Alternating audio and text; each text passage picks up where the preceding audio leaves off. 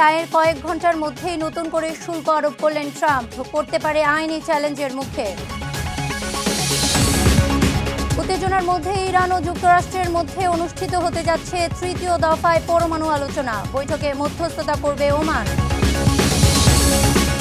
Jeffrey অ্যাপস্টেইনের সঙ্গে ঘনিষ্ঠতার জেরে লন্ডনে গ্রেপ্তার হলেন সাবেক ব্রিটিশ রাষ্ট্রদূত পিটার ম্যান্ডেলসন। সরকারি পদে অসদাচরণের অভিযোগ। এবং গ্রিনল্যান্ডের ট্রাম্প প্রস্তাবিত ভাসমান হাসপাতাল পাঠানোর পরিকল্পনা প্রত্যাখ্যান করল ডেনমার্ক ও গ্রিনল্যান্ড। কোপেনহেগেনের সাথে চুক্তি। উত্তর আমেরিকার রাজনীতি, অর্থনীতি, অভিবাসন ও আন্তর্জাতিক সম্পর্কের সর্বশেষ খবর নিয়ে আপনাদের জন্য আরটিভির বিশেষ পরিবেশনা আমেরিকান রাউন্ড আপ। আপনাদের সঙ্গে আছি আমি আফিফা আহসান সদয়। যুক্তরাষ্ট্রের সুপ্রিম কোর্টের রায়ের কয়েক ঘন্টার মধ্যেই নতুন করে শুল্ক আরোপ করেছেন সাবেক প্রেসিডেন্ট ডোনাল্ড ট্রাম্প। জরুরি অর্থনৈতিক ক্ষমতা আইনের আওতায় আগের শুল্ক বাতিল হওয়ার পর এবার সাময়িক 15% শুল্ক ঘোষণা করেছেন তিনি। তবে অর্থনীতিবিদদের একাংশ বলছে যুক্তরাষ্ট্রে কোনো ব্যালেন্স অফ পেমেন্টস সংকট নেই, ফলে এই সিদ্ধান্ত নতুন করে আইনি চ্যালেঞ্জের মুখে পড়তে পারে। বিস্তারিত জানাচ্ছেন বিনিয়ামিন। মধ্যরাত থেকে বিশ্বজুড়ে কার্যকর হয়েছে যুক্তরাষ্ট্রের নতুন 15% আমদানি শুল্ক। এর আগে আন্তর্জাতিক জরুরি অর্থনৈতিক ক্ষমতা আইনের আওতায় আরোপিত 10 থেকে 50% শুল্কের বড় অংশ বাতিল করে দেয় সুপ্রিম কোর্ট। এর কয়েক ঘন্টার মধ্যেই ট্রাম্প প্রশাসন ঘোষণা দেয় এবার 1974 সালের ট্রেড অ্যাক্টের সেকশন 122 অনুযায়ী শুল্কের আওতায় থাকা দেশগুলোর ওপর সর্বোচ্চ 15% শুল্ক আরোপ করা হবে, যা সর্বোচ্চ 150 দিন পর্যন্ত বহাল থাকতে পারে। হোয়াইট হাউসের যুক্তি, বর্তমানে $1.2 ট্রিলিয়ন পণ্যের বাণিজ্য ঘাটতিতে রয়েছে যুক্তরাষ্ট্র, অর্থাৎ যুক্তরাষ্ট্র বিদেশ থেকে অনেক বেশি পণ্য কিনছে, তবে সে তুলনায় তাদের বিক্রি হচ্ছে কম। একই সঙ্গে লেনদেনের জন্য জিডিপির 4% সমপরিমাণ নগদ অর্থের ঘাটতির মুখে রয়েছে দেশটি। এছাড়া 1960 সালের পর প্রথমবারের মতো প্রাইমারি ইনকামে নেতিবাচক ভারসাম্য দেখা দিয়েছে যুক্তরাষ্ট্রের। এসব পরিস্থিতিকে বড় ও গুরুতর ব্যালেন্স অফ পেমেন্টস সংকট হিসেবে উল্লেখ করেছে ট্রাম্প প্রশাসন। তবে এ দাবি নাকচ করেছেন আন্তর্জাতিক মুদ্রা তহবিলের সাবেক কর্মকর্তা গীতা গোপীনাথ।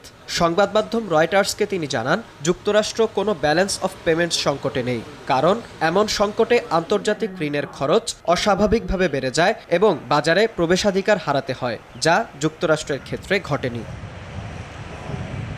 এছাড়া অন্য বিশ্লেষকরাও বলছেন, যেসব দেশের মুদ্রার বিনিময় হার স্থির, সাধারণত সেসব দেশে ব্যালেন্স অফ পেমেন্ট সংকট দেখা দেয়। তবে যুক্তরাষ্ট্রের মুদ্রার বিনিময় হার ভাসমান, অর্থাৎ ডলার মূল্য মার্কিন সরকার নয় বরং বাজারে চাহিদা যোগানের ওপর ওঠানামা করে। তাই যুক্তরাষ্ট্রের কাছে বৈদেশিক ঋণ শোধের অর্থ নেই, এমনটা মানতে নারাজ অর্থনৈতিক বিশ্লেষকেরা।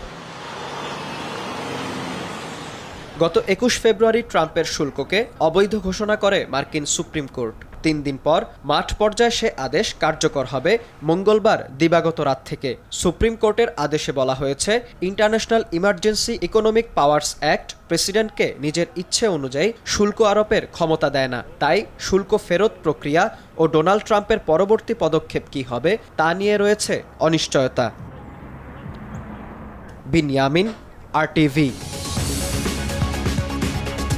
উত্তেজনার মধ্যে ফের আলোচনায় বসতে যাচ্ছে যুক্তরাষ্ট্র ও ইরান। এই খবর আন্তর্জাতিক বাজারে তেলের দাম কমেছে। ব্রেন্ট অপরিশোধিত তেলের দাম ব্যারেল প্রতি 0.1% কমে দাঁড়িয়েছে $71.4। গত সোমবার দাম $72.5 উঠেছিল, যা 31 জুলাইয়ের পর সর্বোচ্চ। আগামী বৃহস্পতিবার জেনেভায় বৈঠকে অংশ নেবেন ইরানের পররাষ্ট্রমন্ত্রী আব্বাস আরাগচি ও মার্কিন বিশেষ দূত স্টিভ উইটকক। এই বৈঠকে মধ্যস্থতা করবেন ওমানের পররাষ্ট্রমন্ত্রী। এমন খবর, তেলের বাজারে স্বস্তি ফিরেছে। যৌন অপরাধী জেফ্রি অ্যাপস্টেইনের সঙ্গে ঘনিষ্ঠতার জেরে লন্ডনে গ্রেপ্তার হয়েছেন সাবেক ব্রিটিশ রাষ্ট্রদূত পিটার ম্যান্ডেলসন। সোমবার আল জাজিরা জানায়, সরকারি পদে অসদাচরণের অভিযোগে 72 বছর বয়সী এই কর্মকর্তাকে গ্রেপ্তার করেছে পুলিশ। অ্যাপস্টেইনের সঙ্গে তার যোগাযোগ সংক্রান্ত নতুন তথ্য ফাঁসের পর থেকেই বিতর্কের কেন্দ্রে ছিলেন তিনি। এর আগে গত সেপ্টেম্বরে তাকে রাষ্ট্রদূতের পদ থেকেও সরিয়ে দেওয়া হয়। সম্প্রতি লেবার পার্টি ও পার্লামেন্ট থেকেও পদত্যাগ করেন পিটার ম্যান্ডেলসন। গ্রিনল্যান্ডে মার্কিন প্রেসিডেন্ট ডোনাল্ড ট্রাম্পের প্রস্তাবিত ভাসমান হাসপাতাল পাঠানোর পরিকল্পনা সরাসরি প্রত্যাখ্যান করেছে ডেনমার্ক ও গ্রিনল্যান্ড কর্তৃপক্ষ। সম্প্রতি নিজের সামাজিক যোগাযোগ মাধ্যম ট্রুথ সোশ্যালে দেয়া এক পোস্টে ট্রাম্প দাবি করেন, গ্রিনল্যান্ডের মানুষ অসুস্থ এবং তারা প্রয়োজনীয় চিকিৎসা সেবা পাচ্ছে না। তাই লুইসিয়ানার গভর্নর জেফ ল্যান্ড্রির সহায়তায় তিনি দ্বীপটিতে একটি উন্নত চিকিৎসা জাহাজ পাঠাচ্ছেন। গ্রিনল্যান্ডের প্রধানমন্ত্রী জেন্স ফ্রেডেরিক নিলসেন ট্রাম্পের এই প্রস্তাব প্রত্যাখ্যান করে ফেসবুকে লেখেন, তাদের পক্ষ থেকে ধন্যবাদ সহ প্রস্তাব প্রত্যাখ্যান করা হলো। অপরদিকে ট্রাম্পের প্রস্তাব প্রত্যাখ্যান করেন ডেনমার্কের প্রধানমন্ত্রী মেটে ফেডেরিকসেনও। গ্রিনল্যান্ড ও ডেনমার্ক কর্তৃপক্ষ জানিয়েছে, বর্তমানে 60,000-এরও কম মানুষের বসবাসের জন্য গ্রিনল্যান্ডে 6টি হাসপাতাল রয়েছে। এছাড়া সম্প্রতি কোপেনহেগেনের সাথে দ্বীপটির উন্নত চিকিৎসা সংক্রান্ত একটি নতুন চুক্তি হয়েছে। পবিত্র রমজান মাস শুরু হয়েছে বিশ্বজুড়ে।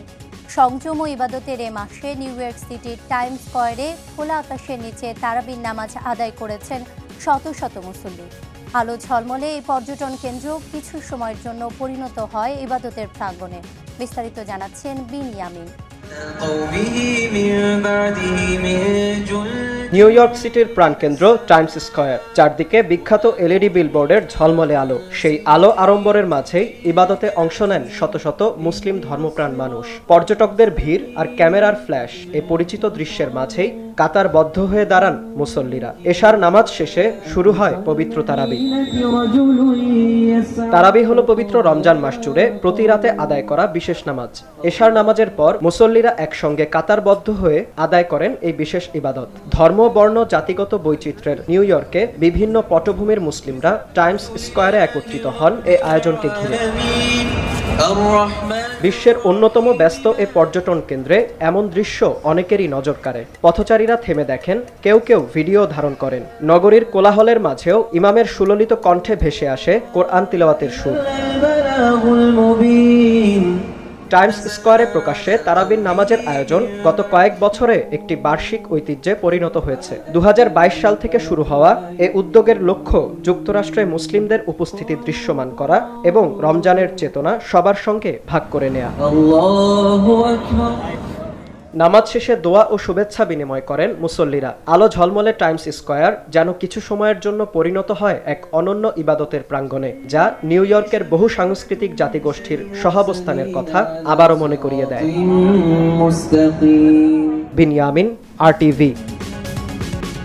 যুক্তরাষ্ট্রের নিউ জার্সির একটি প্রশিক্ষণ কেন্দ্রের বাথরুমে দেয়ালে নাৎসি প্রতীক স্বস্তিকা আঁকার ঘটনায় তদন্ত শুরু করেছে বলে জানিয়েছেন যুক্তরাষ্ট্রের কোস্টগার্ড। এক বিবৃতিতে কোস্টগার্ডের কমান্ড্যান্ট অ্যাডমিরাল কেভিন লুন্ডে এ তথ্য জানিয়েছেন। এদিকে এ ঘটনার পর কোস্টগার্ডের কমান্ড্যান্ট অ্যাডমিরাল কেভিন লুন্ডে সকল রিক্রুট ও স্টাফের সঙ্গে জরুরি বৈঠক করেছেন। বৈঠকে তিনি কোস্টগার্ডে ঘৃণা বা চরমপন্থী মতাদর্শের কোনো স্থান নেই বলে স্পষ্ট বার্তা দিয়েছেন। এদিকে প্রশিক্ষণ কেন্দ্রের বাথরুমে দেয়াল থেকে দ্রুত নাৎসি প্রতীক মুছে ফেলা হয়েছে। সম্প্রতি ঘৃণার প্রতীক সংক্রান্ত নীতিমালা নিয়ে বিতর্কের পর লুন্ডে কমান্ড্যান্ট হিসেবে শপথ নেন। পরবর্তীতে নীতিমালা সংশোধনের মাধ্যমে বিষয়টি নিষ্পত্তি করা হয়। এই পর্যন্তই আমেরিকান রাউন্ড আপ। উত্তর আমেরিকার গুরুত্বপূর্ণ সব আপডেট পেতে RTVর সাথেই থাকুন। মতামত জানান RTVর সামাজিক যোগাযোগ মাধ্যমে। সবাই ভালো থাকুন।